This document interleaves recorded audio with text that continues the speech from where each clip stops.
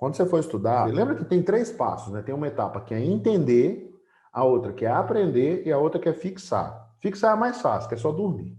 Então você tem que dormir, não pode virar à noite.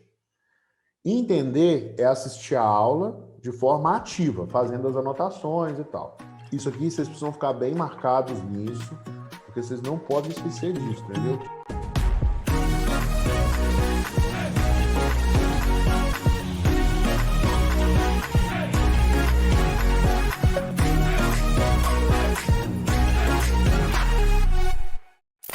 Vocês têm que anotar isso aí, então anote. 3 etapas: entender, aprender e dormir, que é fixar e fixar. Entender é assistir a aula ou interagir com a teoria de forma ativa, que é fazer o resumo tosco, que é ir estudando e anotando. E aprender é estudo individual, é fazer exercício. Então, todo bloco de estudo seu tem que ter essas 2 partes. Todo. Bruno, como assim? Se eu for estudar 1 hora, eu tenho que ter um pedaço de teoria anotando e um pedaço de exercícios? Isso mesmo. Ah, Bruno, eu posso fazer só os exercícios porque eu já sei essa matéria? Inclusive, eu já vi as aulas todas e eu estou fazendo a 3ª lista, né? Porque na primeira semana eu estudei a teoria e fiz uma lista. Aí eu estou na 2ª semana que eu vou fazer a 2ª lista. Eu posso só fazer lista? Pode. Então, todo momento de estudo seu tem que ter uma parte prática, que é resolução de exercícios. Bruno, como que eu vou lembrar disso? É muito simples, é só você lembrar que no dia da prova não vai ter uma televisão para você assistir a aula. Vai ter uma lista de questões para você resolver, que chama caderno de questões do vestibular. Mas no final das contas é uma lista de exercício, né?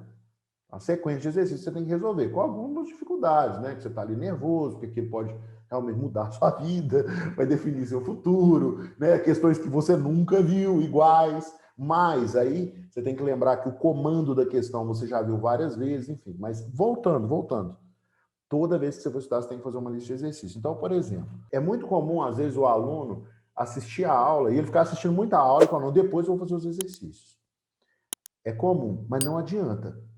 Por quê? Porque você assiste a aula, lembra, as redes, os neurônios, eles se aproximam, para eles juntarem, você tem que fazer o exercício. Se você não junta, eles se aproximam e vão embora. É tipo lá na pracinha, você está dando volta, pensa só, na pracinha, quem foi cidade do interior, você está dando volta ali na pracinha.